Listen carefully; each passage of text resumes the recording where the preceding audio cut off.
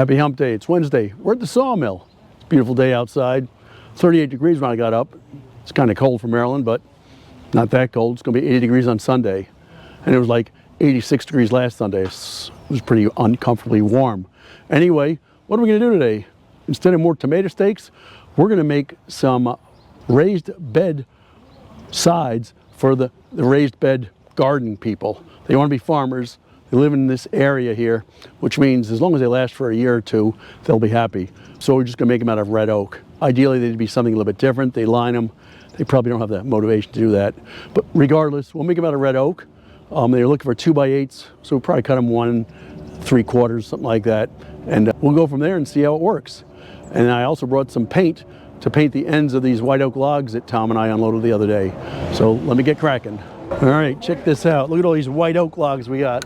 1, 2, 3, 4, 5, 6. Where do you think they came from? Wayne's World Garage at home. And I've got 3 more smaller ones to bring. But I think to preserve these a little bit better, we're gonna spray the ends of them. And I know I usually just use a quart of exterior paint. If I had this stuff lying around, I don't know what it is, but let me try and see if it works.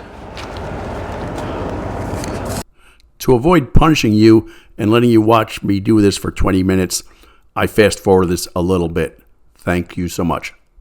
So here's a chair we made last week. Tom number 3 measured it to get 17 degrees. So I got to slice out a little bit more. So let me start up the steel and see what we can do. Alan's back yet, and he's going to be our sawyer today. And he's going to start making some sides, maybe bottoms too, for raised edge garden beds out of this oak. It's a pretty nice oak. It's got some rot in the outside, but as you'll see, once he gets into it and works on the cant, and we've got a nice cant, he's got some pretty nice looking boards here.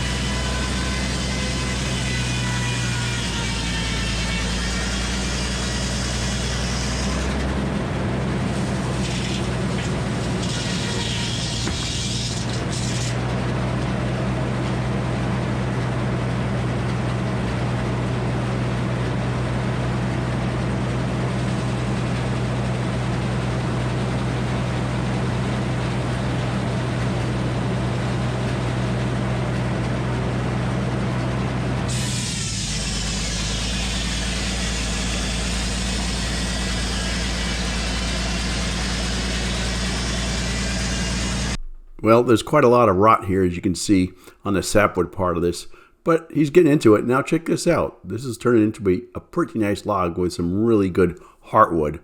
So we've got a lot of waste. We don't buy these logs. People drop them off. Tree services drop them off. So that's where we get them from. And it turns out they're not 100% perfect. Some of them got metal in them, but this one turns out to be pretty nice looking actually.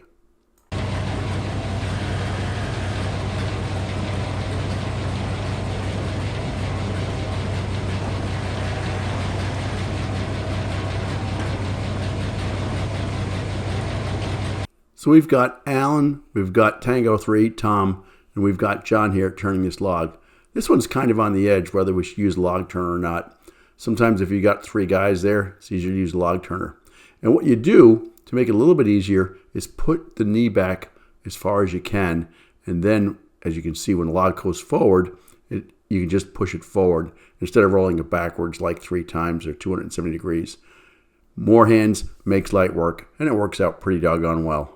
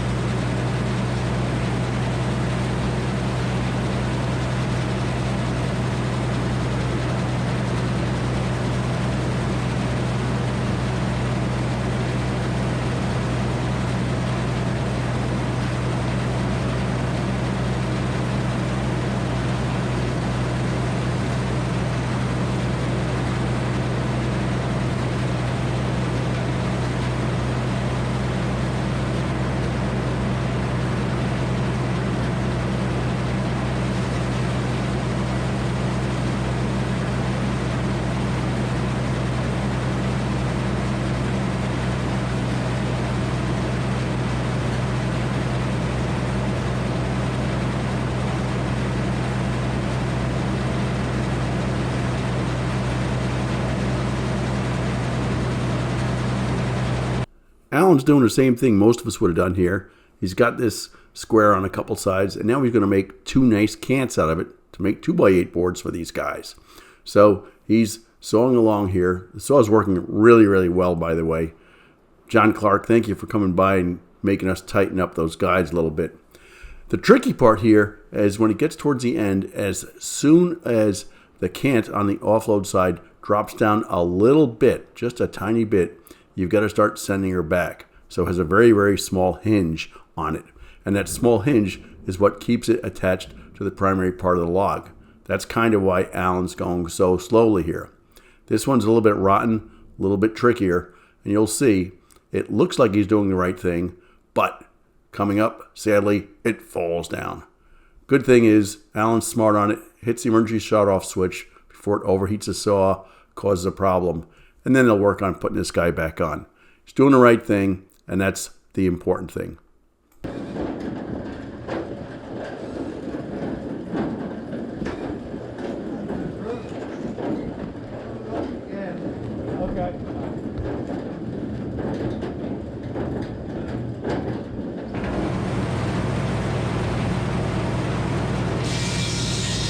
If you want to see all the drama and the effort to lift up this 15-pound piece of cant, let us know and I'll leave that in there.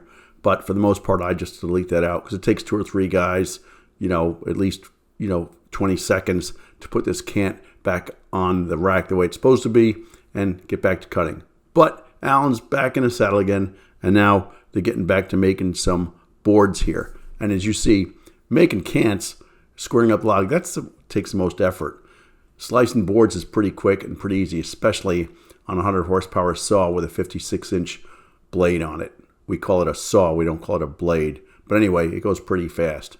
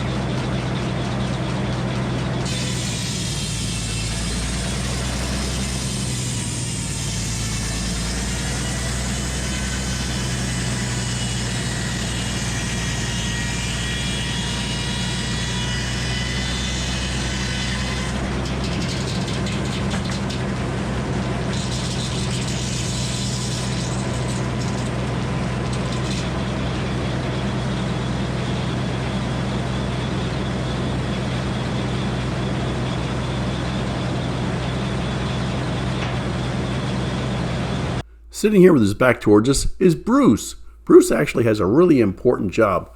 He's got to do the offloading of the boards. And while a lot of you think, well, this isn't very hard, this is really critical. Alan can't send a board downstream until Bruce gets the board off and away from the saw blade. Otherwise, potentially there could be some kickback. So you'll see as soon as the boards come off of here, Bruce has got to take this and get it out of the way. Maybe we need a bigger splitter. I've thought about that. But Bruce is pretty busy there once these boards start coming out. Additionally, he kind of helps out a little bit in making sure we pull the cant far enough forward. Sometimes it's hard to see. We have to adjust the laser a little bit. So it looks like Bruce is just sitting on his tail doing nothing. Actually, Bruce's job is really important. Sometimes we kind of screw up a little bit and we send a log down or a board down too quickly and Bruce doesn't get a chance to clear it. And that's problematic because if that catches on a saw, it might come flying back. So we kind of got to be careful about that.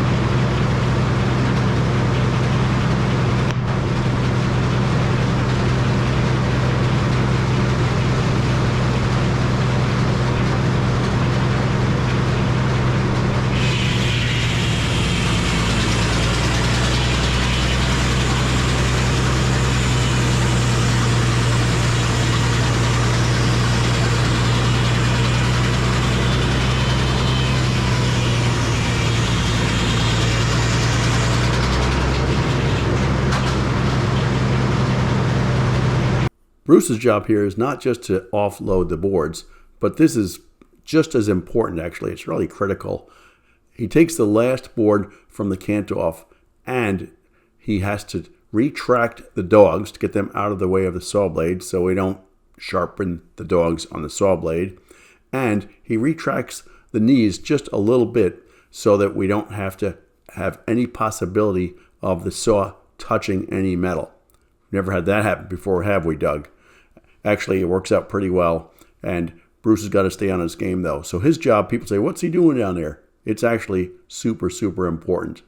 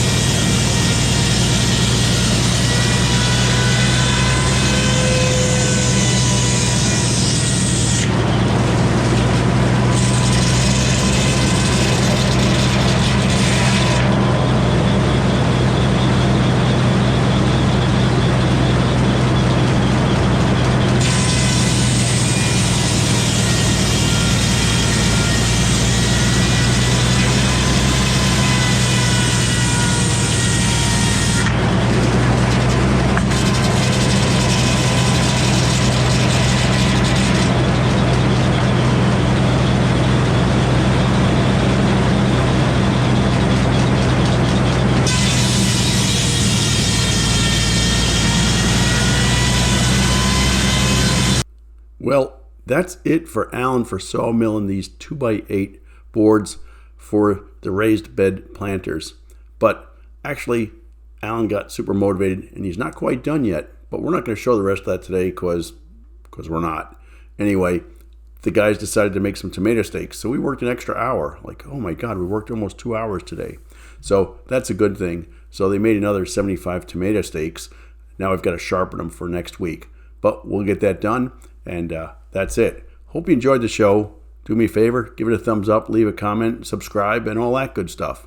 If you don't like it, leave a comment too. Tell me what I can do better to make it better. Probably won't do it anyway. Take care. Have a nice day.